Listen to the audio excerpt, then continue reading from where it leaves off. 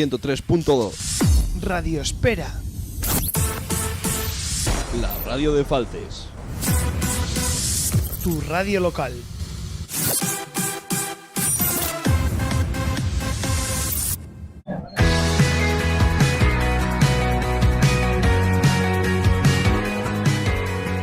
Estás escuchando En Cuadrilla con Rubén Garde en Radio Espera. Seguimos en Cuadrilla y tenemos ya en las ondas de Radio Espera a Ana Medina. Buenos días, ¿qué tal? Hola, buenos días, Rubén, ¿qué tal? Muy bien.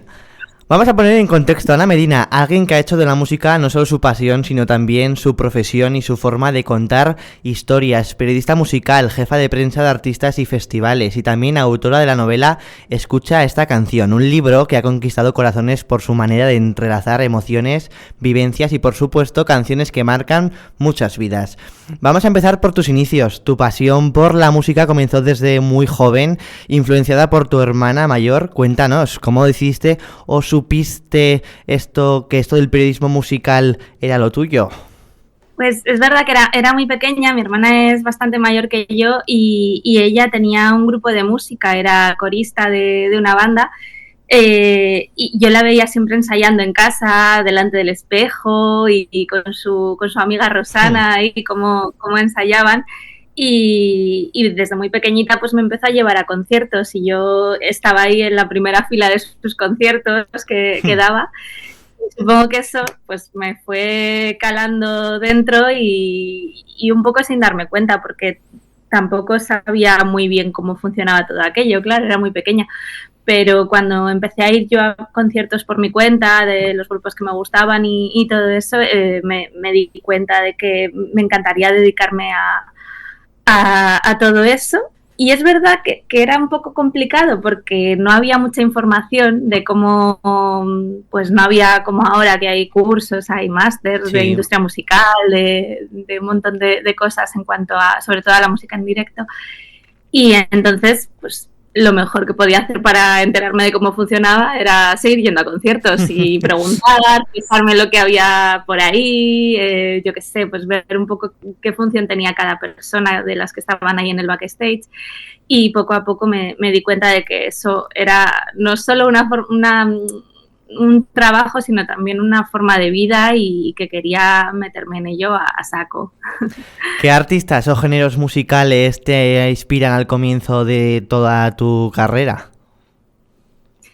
Yo, bueno, siempre digo que no tengo como no sé, me gustan muchos estilos de música. Hoy, por ejemplo, me he despertado escuchando que Fireboy, el rapero, de repente ha subido un vídeo de Violadores del Verso que se juntaron el otro día en un concierto, o ayer, no sé cuándo fue, y he flipado, he dicho, joder, o sea, si llego a ver yo eso, que fui a un concierto de Violadores del Verso en su día, pues me hubiera encantado, pero a la vez que escuchaba Violadores del Verso también escuchaba, yo qué sé, Backstreet Boys, ¿sabes? O sea, que al final es verdad que me gustan muchos estilos musicales, pero cuando decidí que me quería enfocar en esto y en ir a por todas con la música, supongo que fue cuando empecé a seguir un poco las carreras pues del Canto del Loco, de Pereza, de toda ese pop rock de los 2000, ¿no? Que a mí me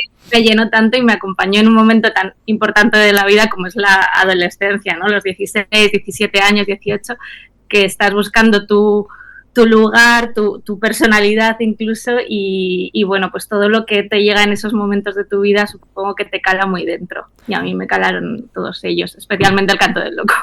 Ahora que comentas eso, tenía esta pregunta más apuntada más abajo, pero bueno, estamos entrevistando aquí, señoras y señores, a la presidenta en su día del club de fans del Canto del Loco.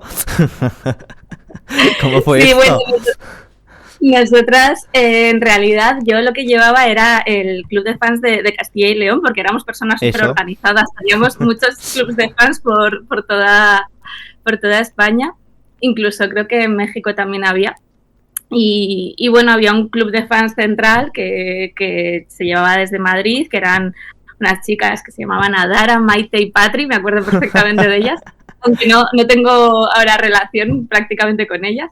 pero me acuerdo mucho de ellas y de todo lo que hacían. Luego teníamos delegaciones, entonces yo llevaba la de Castilla y León. Sí.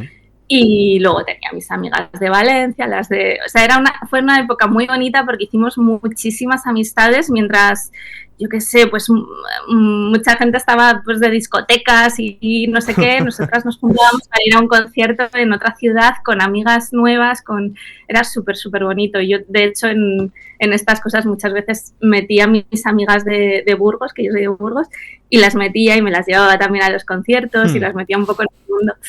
Y fue una etapa preciosa porque no solo yo me sentía parte de las giras del Canto del Loco, que era para mí un sueño, sino que además podía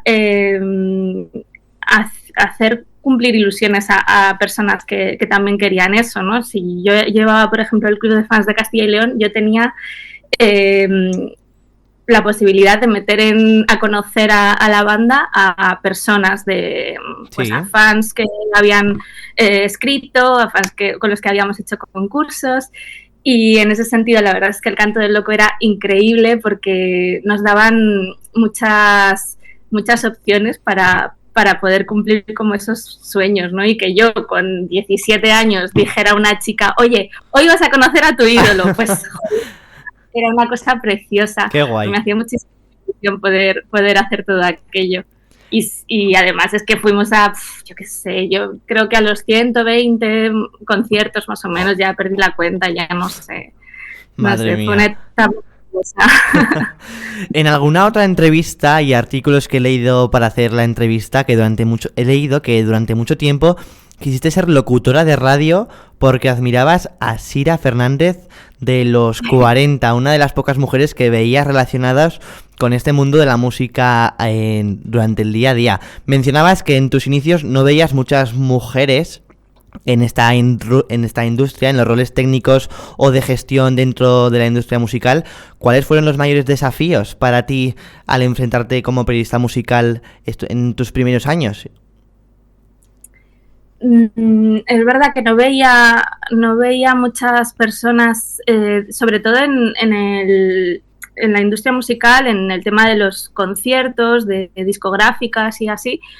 El único lugar donde veía a las mujeres era en el tema de comunicación. Sí. O sea, lo que llamaban, y muchas veces seguimos llamando todos, pues la chica de promo, la jefa de prensa, ¿no? Sí. Pues solo veía mujeres ahí. Entonces, yo, bueno, y en la radio sí que es verdad que Sira Fernández fue como mi referente y lo que yo quería ser de mayor, que además conseguí cuando yo, bueno, en una etapa de mi vida en la que conseguí trabajar en Prisa. Sí.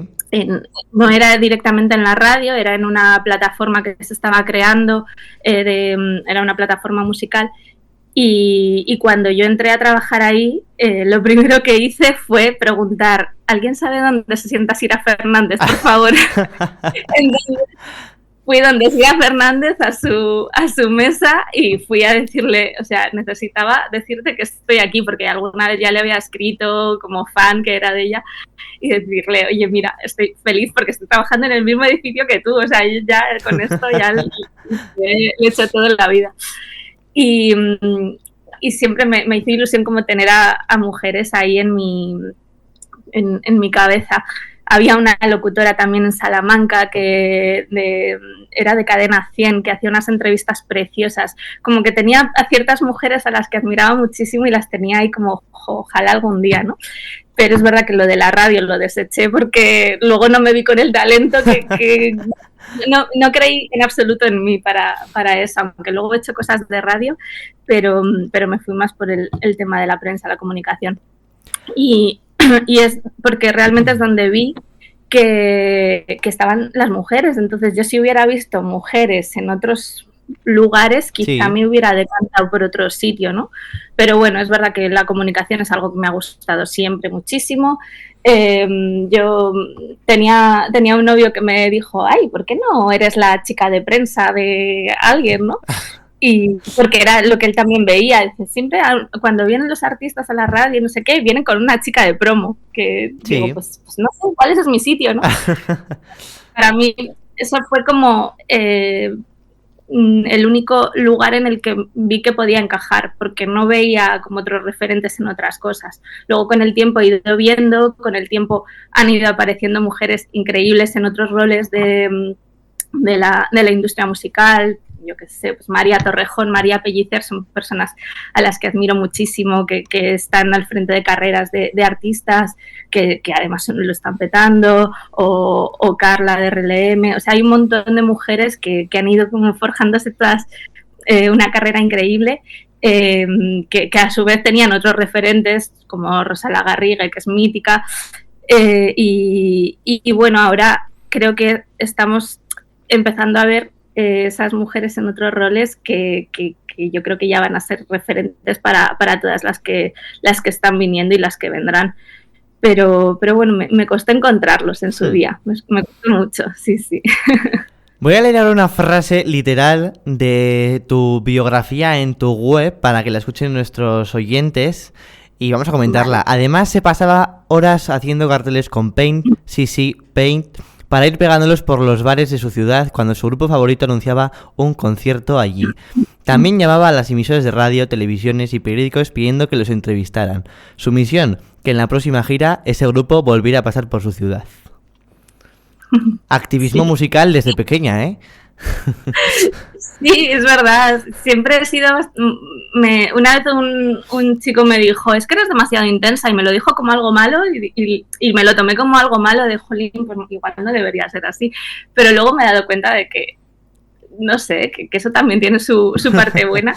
Y yo siempre he sido, cuando se me ha puesto una cosa en la cabeza, he sido súper cabezota con ello y sobre todo cuando he sentido que en el fondo había alguna posibilidad de que eso se pudiera dar.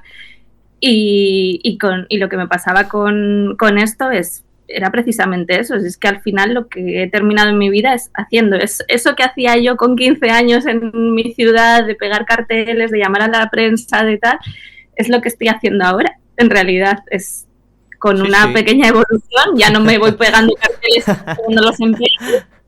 Ahora utilizo otras herramientas, pero sí que hago lo mismo en realidad. Lo que quiero es que cuando trabajo con un grupo que le vaya bien, que la gente vaya a sus conciertos, y para eso hago lo mismo. Pues llamo a la prensa, intento que hagan entrevistas, les hago su estrategia de comunicación para el lanzamiento de un single, de una gira, de un disco. O sea, voy haciendo lo mismo. En realidad es algo que me ha salido natural siempre y que no me di cuenta hasta muchos años después que llevaba haciéndolo un montón de tiempo. Ahora que hemos empezado a tocar este tema de tu trabajo, de qué se hace qué haces tú en un día a día, vamos a centrarnos ya en este tema. Este gusto por la música y la comunicación del que hemos estado hablando te lleva a ser freelance para artistas y festivales como el Sonorama Rivera o Jardín de las Delicias, y artistas como Sidecars, Alex Ubago, Chica Sobresalto, Benino y muchos más. Es un trabajo bastante interesante del que se habla o se conoce bastante poco.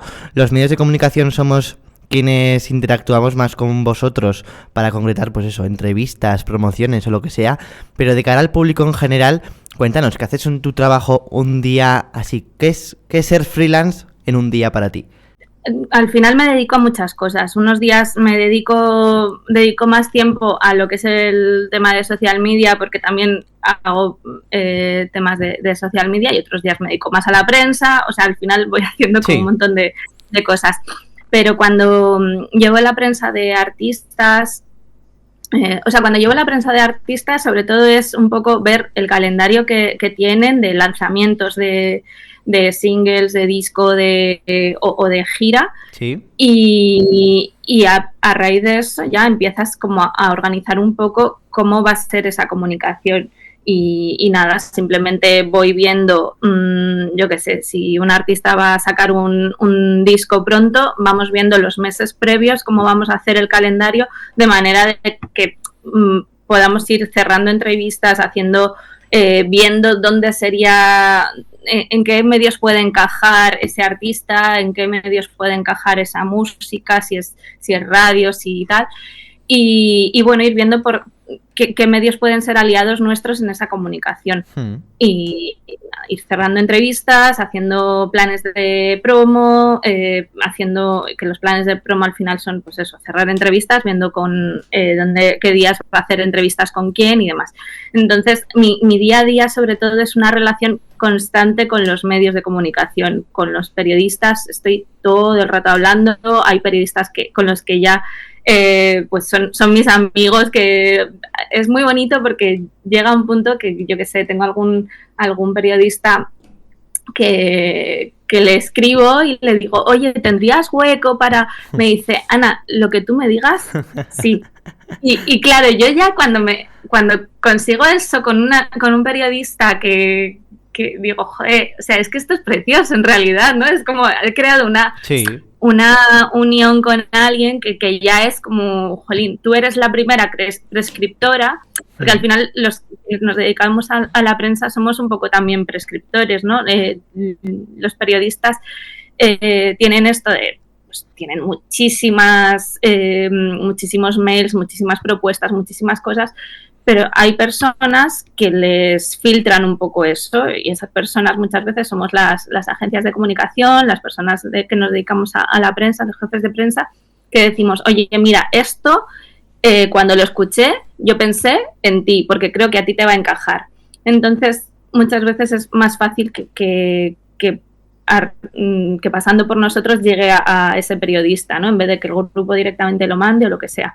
Entonces, por eso es la relación que tenemos con los periodistas y con los medios de comunicación tiene que ser constante. Tenemos que escuchar muchísima radio, tenemos que leer revistas, tenemos que ver webs, o sea, tenemos que hacer un montón ese trabajo de, jolín, pues aquí tienen una sección en este programa que yo creo que podrían estrenar este single, y partiendo de todo ese conocimiento, de todas las relaciones que voy creando, que vamos forjando a través de ir a conciertos, de hacer las promos presenciales con los artistas y demás, pues ya vas generando un poco pues ese plan, ese lanzamiento. O sea que mi día a día sobre todo es hablar con periodistas, con artistas y eso, y ir creando un poco, pues, escribir 300 mails y de los que solo me contestan 5, pero bueno, pues poco a poco.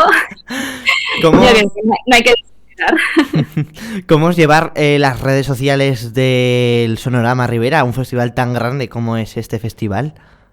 Yo siempre digo que es como mi bebé, porque llevo trabajando en él más de 10 años y empecé a trabajar en él porque un día fui como público. Fui al camping, viví toda la experiencia Sonorama Ribera al completo, con sus duchas frías, con sus todo, y me enamoré del festival. Me pareció, no sé, algo que no había vivido nunca y que creo que no existe en ningún otro lugar del planeta lo que se vive ahí. Es otra movida, no es un festival normal, no se puede comparar con otro porque hay muchas cosas que se han ido creando a lo largo de los años y que le hacen muy genuino. Y aunque se intente copiar lo que pasa ahí, las cosas genuinas al final se notan y no se puede copiar del todo. Se puede copiar la estructura, la idea, pero hay algo que te emociona y que eso no se puede cambiar. Y bueno, y después de enamorarme del festival dije, jolín, a mí no me sirven solo 4 días al año de festival, yo necesito estar aquí y ver si puedo hacer algo por el festival, a ver si puedo aportar algo de mi conocimiento. Y escribí directamente, busqué al director en Facebook en su día y hice como una propuesta de lo que me gustaría aportar al festival, que básicamente era tema de redes sociales, porque en ese momento pues estaban todos haciendo un poco de todo y veía que no se contestaban a los comentarios de la gente, no se contestaban a los mensajes, que yo había enviado mensajes y no me contestaba nadie. Y era porque era un festival que estaba emergiendo, o sea, aunque llevaban ya varios años, todavía no se había formado como un equipo muy sólido, había como muchas personas haciendo muchas cosas. Y dije, yo quiero aportaros esto, quiero ayudar aquí. Veía que había una asociación cultural detrás y lo que quería yo, o sea, era principalmente estar, ayudar y hacer crecer eso de alguna manera. Y así empecé. Al principio no me contestaron, que dije, bueno, pues normal, yo qué sé. Y de repente un día, mientras estaba trabajando en Telefónica por aquel entonces, me llamaron por teléfono y me dijeron, oye, ya hemos visto tu propuesta y necesitamos esto. Y bueno, pues ahí empecé en mis ratos libres del trabajo, pues empecé a ver qué podía hacer y de ahí ya me quedé para siempre, espero. Seguro que hay muchas anécdotas, ¿no? O en el Sonorama o con artistas haciendo, pues eso, enviando emails que no te contesten o que te contesten. Seguro que hay muchas anécdotas y seguro que hay alguna que recuerdes por especial cariño o por algo que pasó en especial. Sí, hay muchísimas. Yo para esto soy terrible, pero hay... Es que ahora, hablando del Sonorama, hay muchos momentos súper bonitos del festival. Por ejemplo, como soy freelance y tengo varios trabajos, hubo un momento que para mí fue súper bonito, que fue cuando se juntaron dos de mis trabajos en un mismo lugar, porque yo llevaba mucho tiempo queriendo trabajar en Pink House, que es una agencia de management, porque llevaban a Super Submarina, que era mi grupo favorito en ese momento, y bueno, y sigue siendo uno de mis grupos favoritos, claro. Y también yo ya estaba trabajando en Sonorama. Sí. Y después de mucho insistir, de ser muy pesada, muy insistente, conseguí pues lo mismo, ¿no? Diciendo, oye, esto es lo que me gustaría aportar en Pink House, ojalá algún día, tal, no sé qué. Pero es verdad que ahí me tenían que dar también una oportunidad porque yo no tenía experiencia en la industria musical como prensa. Y al final, después de mucho insistir, de mucho, no sé, de intentar demostrar muchas cosas durante el tiempo, conseguí esa oportunidad de trabajar en Pink House y de trabajar con mi grupo favorito en ese momento, que era Super Submarina. Y ese mismo año, o no sé si ese año o el año siguiente, se alinearon ahí los astros y Super Submarina fueron el grupo sorpresa en la Plaza del Trigo en Sonorama. Entonces, cuando yo estaba encima del escenario con mi grupo, que era Super Submarina, en mi festival, que era el Sonorama, yo no había tenido nada que ver con esa decisión, pero porque alguna vez me dicen, no, es que yo no tengo nada que ver con las decisiones artísticas del festival, pero se unió ahí tantas cosas en mi vida y fue como no sé, o sea, para mí fue una magia increíble la que viví ahí viendo que todo se juntaba. Luego me ha pasado más veces, que de repente el año pasado, pues Sidecars, que es otro grupo que es muy, muy, muy, muy importante en mi vida, pues también fue un artista sorpresa en la plaza.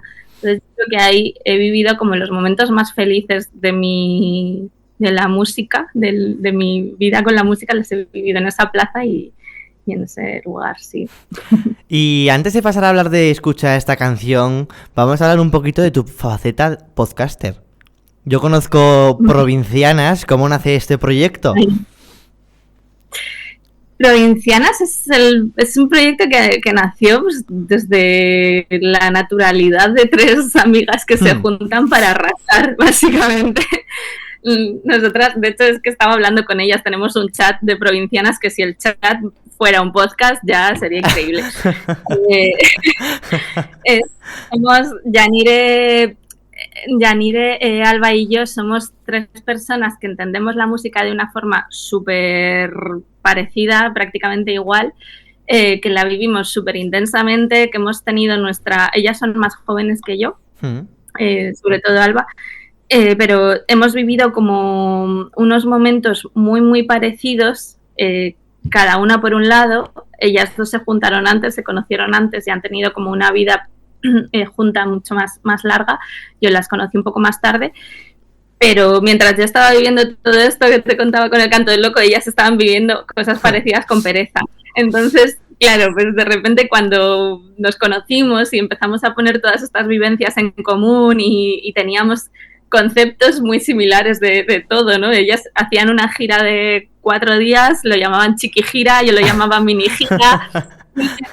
Teníamos como muchas cosas en común que nos hicieron ver que no estábamos solas, ¿no? Que cuando creíamos que éramos el bicho raro, a lo mejor por vivir las cosas tan intensamente, pues de repente pues, a nuestra madurez un poco nos hemos dado cuenta de que, joder, no, también había más personas. Y nada, y empezando a poner en común todas estas vivencias y estas cosas, dijimos, tenemos que contar un podcast con todo esto, ¿no? Con las cosas que hemos vivido y cómo ahora lo vivimos desde el otro lado, porque ahora estamos... Alba está trabajando en Cuerpos Especiales en Europa FM, que es guionista del programa. Alguna vez ha estado presentando y todo, que me hace muchísima ilusión escucharla ahí en la radio. Y Yani también ha hecho cosas de podcast, aunque tiene su marca de ropa, que es lo que le gusta a ella, pero seguimos viviendo la música muy intensamente, entonces también tenemos cosas que contar del presente y todo eso que quedábamos para merendar y hablar, pues dijimos, ya, venga, vamos a hacer un podcast de esto. Lo que pasa es que luego se nos va complicando la vida un poco y no podemos sacar tiempo, pero siempre estamos intentando volver, la verdad, a seguir hacer cosas de estas, porque nos da mucho la vida. Entramos de lleno en tu novela, que he leído que has tardado 10 años en escribirla. Sí, he tardado tanto porque no era consciente de lo que estaba haciendo, básicamente. Empecé esta historia por un viaje que hice a París para ver un concierto y el concierto me ayudó mucho, o sea, el sentirme capaz de viajar a otro país sola para ver un concierto sola,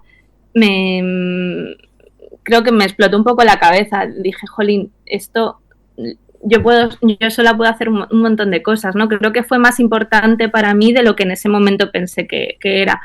Y además viví cosas tan bonitas allí, porque yo fui porque estaba pasando por un momento un poco de ni siquiera de ruptura, porque no había tenido prácticamente una relación, pero sí que era era una relación tóxica, pero ni siquiera había sido como, no sé ni cómo llamarlo, ¿no? Pero era algo que me estaba haciendo mucho daño y me fui allí porque el cuerpo me pidió escuchar ciertas canciones en directo que había descubierto gracias a esa relación tóxica y lo que viví allí no fue solo ir a un concierto y volverme a mi casa, sino que llegué allí, de repente, la voz de ese cantante que cantaba esas canciones que a mí me habían ayudado tanto, esa voz que a mí...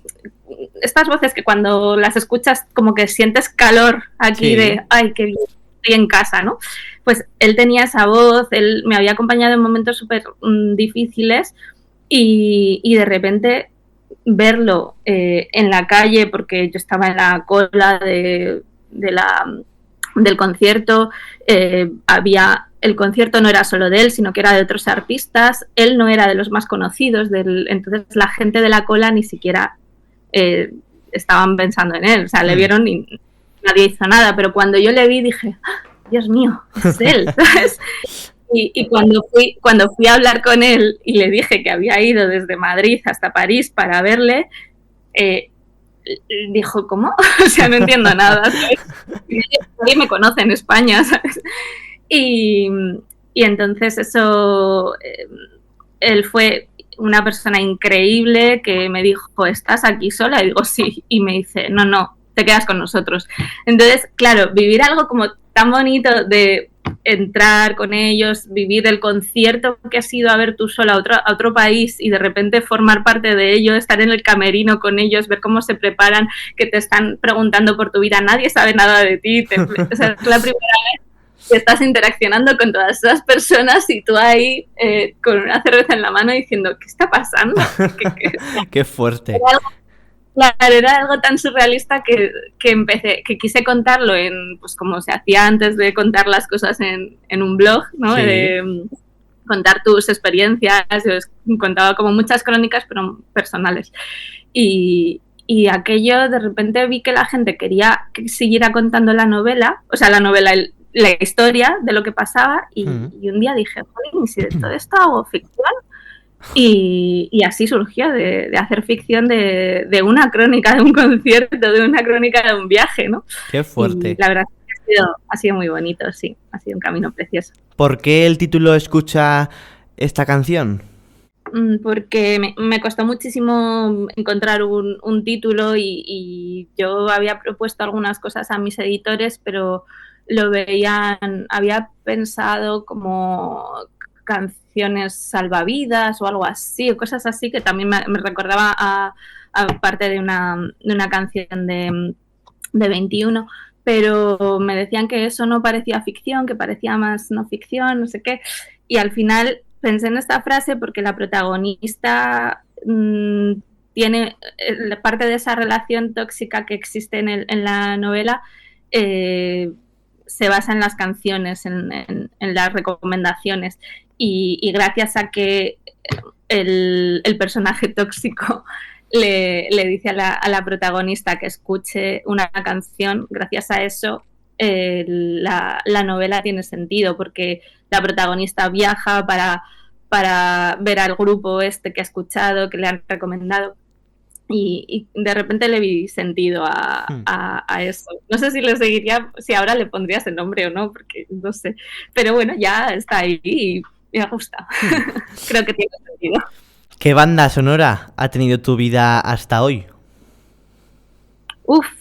Muchísimas. Yo creo que ha tenido muchas etapas, desde, pues, o sea, si me pongo desde el principio, desde los trotamúsicos y una cantante que se llamaba Michelle, yo qué sé, pasando por El Canto del Loco, por Pereza, por todos esos artistas, bueno, por Backstreet Boys, incluso Britney Spears, Violadores del Verso, no sé, luego Super Submarinas y The Cars. Yo creo que por ahí, o sea, son como muchas etapas diferentes y sí, yo creo que sería un poco ecléctico también. Ahora, por ejemplo, escucho muchísimo Yarea, me gusta un montón, me gusta mucho Amcor, no sé, trabajo con artistas también que me gustan un montón. Escucho muchísimo a Chica Sobresalto, me encanta y tengo la suerte de trabajar con ella. 84 también es un grupo que siempre ha estado muy presente en mi vida. No sé, y luego también la música americana, que la descubrí como muy, muy tarde, pues todo lo que es The Band, Crosby, Stills, Nash & Young, que son como mis dos bandas ahí que siempre me hubiera gustado ver en directo. Blur, me flipan, no sé, hay Biffy Clyro, es que hay muchísimos ahí, no sabría. La música es un hilo conductor en tu novela. ¿Cómo seleccionaste las canciones y cada referencia musical para que aparecen en la trama? La verdad es que fue como muy, muy natural, lo fui... Igual algunas simplemente era porque una frase que había escrito me recordaba una canción, o porque algo que estaba pasando lo estaba relacionando con algo que yo había vivido realmente, o con sensaciones que tenía. O sea, es que la música siempre está presente en mi vida, en cualquier cosa que digo, que cuento, que recuerdo. O sea, todos los recuerdos que tengo están asociados a canciones. Y ahora que estoy ahora como en un proceso de escribir mi nueva novela, y también me está pasando, ¿no? Que todo lo que escribo, de repente escribo algo, yo qué sé, el otro día escribí una frase y tuve que terminar diciendo, como dirían, estopa, porque no sé, siempre todo lo que toda mi vida está relacionada con la música, no lo puedo separar. Entonces yo no quería hacer como muchos libros que ponen al final, en este libro salen todas estas canciones. No me apetecía hacer eso, pero es que de manera natural me salían canciones, entonces tampoco quería frenar ese impulso, ¿no? Y ahora lo que estoy haciendo, de hecho, es con la nueva novela, es que estoy compartiendo la playlist que estoy creando en la libro, novela. Sí. La estoy compartiendo antes de que salga esto, o sea, no se lo he dicho ni a la editorial, pero lo estoy haciendo con el canal tengo un canal de web de Instagram, y el otro día me apetecía compartirlo, que ahí somos como 400 personas, y dije, mira, pues si alguien quiere ir sabiendo algo de la novela, para no desvelar nada, pero yo voy dejando aquí la playlist por si alguien quiere ir conociendo la novela un poco, ¿no? Y me pareció divertido desvelarlo antes incluso que esté escrita, que es que llevo muy poquito. Pero sí, las canciones siempre están. Entonces, en cada época de tu vida, cada momento lo relacionas con la música. Y en la novela pasa lo mismo. Al final yo estoy contando cosas que están inspiradas en momentos reales, en vivencias reales míos, de mis amigas, y entonces las canciones están asociadas ya directamente. Ya nos has contestado a una pregunta de que estabas escribiendo la segunda novela, así que esa pregunta me la puedo saltar. El libro lleva ya 2 ediciones, eso quiere decir que los lectores lo han recibido muy bien, ¿no? Para mí es una pasada, la verdad, porque yo no sé, o sea, yo no soy nadie que, no sé, o sea, yo pensaba, jolín, pero ¿quién va a leer mi libro? ¿Sabes? Que yo soy una persona que me dedico como a la parte de atrás de la industria musical, que no soy famosa, no soy influencer, no soy nada, que me va a querer escribir, no soy escritora, ¿sabes? Y de repente, no sé, yo pensaba que lo iban a leer pues personas que me conocían, así, que conocían mi trabajo. Tengo la suerte de que al dedicarme a esto hay muchas, sobre todo chicas más jóvenes que yo, que me escriben y me dicen, oye, me encantaría dedicarme a lo que tú te dedicas, ¿qué puedo hacer? No sé qué.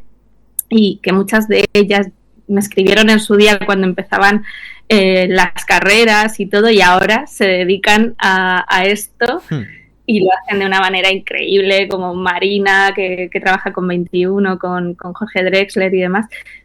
Tengo como esas personas que sé que han admirado mi trabajo, no por mí, sino porque creo que se querían dedicar a esto, y bueno, pues yo decía, pues igual este es mi público, ¿no? Este tipo de personas que les gustaría, o sea, o que han querido siempre vivir también de la música y de la comunicación y demás. Sí. Pero es verdad que ha llegado a un público que yo no pensaba, nunca me imaginé a personas que ya llevaban muchos años trabajando en la industria musical, por ejemplo. No me imaginé que esas personas leyeran siquiera, se plantearan leer mi libro. Y he recibido mensajes de managers, de personas de discográficas que llevan muchos años trabajando en esto, y bueno, y luego mensajes de personas que no conozco, totalmente anónimas, que se han topado por sorpresa con el libro, y ojo, ha sido precioso ver de qué forma tan diferente lo ha cogido cada uno, ¿no? Y he flipado para mí es, yo qué sé, la primera edición fueron como 1.300 libros, que para mí eso es una salvajada, porque no sé, para mí, yo sé lo difícil que es vender un disco. Yo no sé nada de libros, pero sé que un disco muchas veces, cuando es número 1 de ventas, en estos tiempos que corren, pues a lo mejor se han vendido para que esté en número 1 en una semana, dependiendo de todo lo que haya salido y el número de ventas de los demás, pero a veces han llegado con 900 discos, ya se ha llegado al número 1 de ventas en estos tiempos. Sí. Y claro, yo lo comparo con eso y digo, wow, jolín, qué fuerte, ¿no? Que se hayan vendido más de 1.000 libros y que haya una segunda edición, y que, no sé, yo estoy muy emocionada con esto. Todavía no me lo creo. A veces me tiene que decir alguien, oye, pero eres consciente de que has escrito un libro, ¿no? No sé. Y yo estoy escribiendo el segundo ya.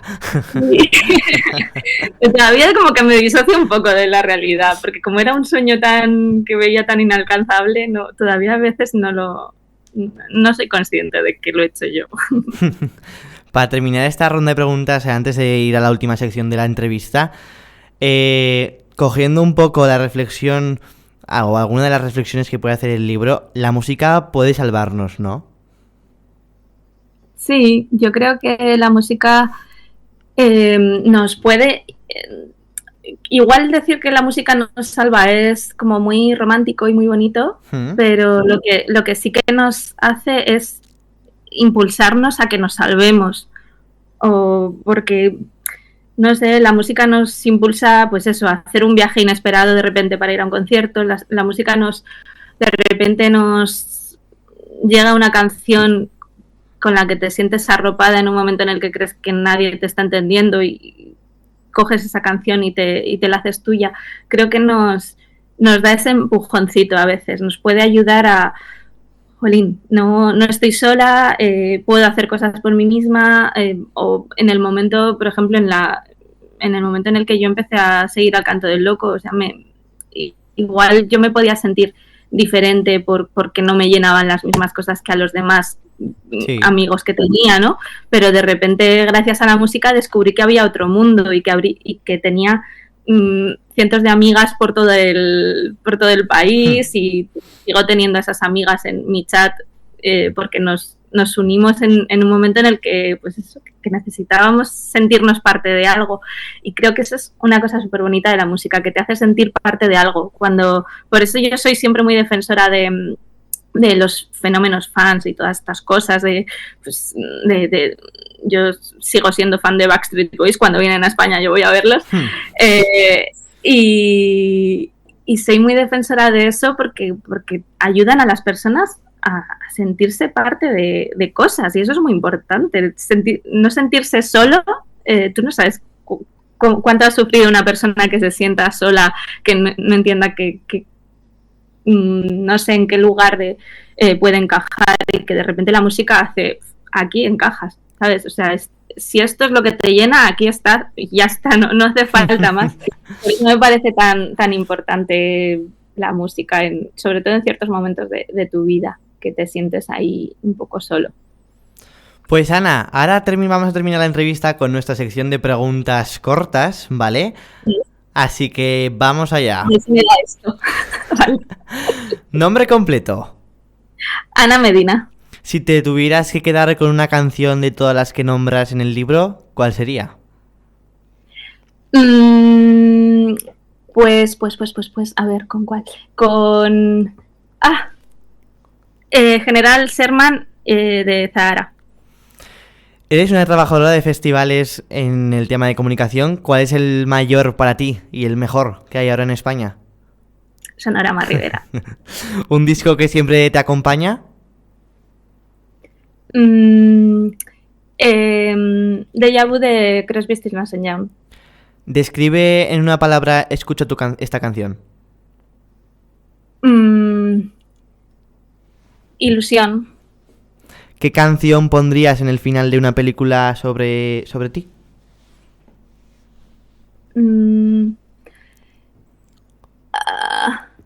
¿Qué canción? El Ventanal, de Jero Romero. ¿Tu sitio favorito para desconectar?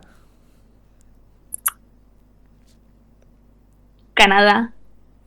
¿Lo más valioso que te ha enseñado la música y el mundo en el que te mueves?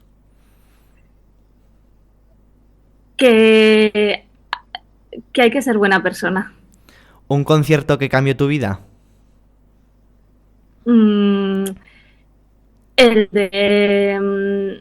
de París, de Jay Malinowski. ¿Un artista emergente que deberíamos escuchar?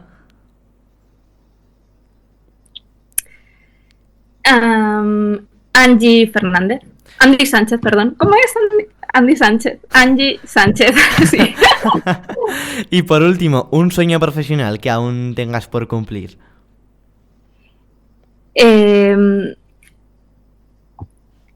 Pues, jolín, qué difícil esto, la verdad.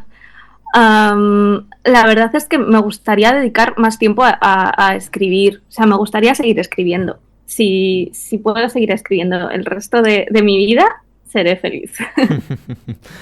Pues Ana Medina, muchísimas gracias por estar este rato en Cuadrilla en Radio Espera con nosotros. que te deseamos lo mejor, te seguiremos de cerca con con el segundo libro, que bueno, aún falta mucho, que hemos visto que para 2026 o por allí ya lo tendremos en las librerías. Les decimos a nuestros oyentes que vayan a la librería del pueblo. Aquí en Falces tenemos una librería, que vayan, que encarguen el libro y que lo lean, que seguro que no defrauda. Ana Medina, muchísimas gracias por estar en Cuadrilla. Gracias, Rubén, gracias. Ana Medina, hoy aquí en el 103.2 FM en radioespera.com. Nosotros seguimos aquí.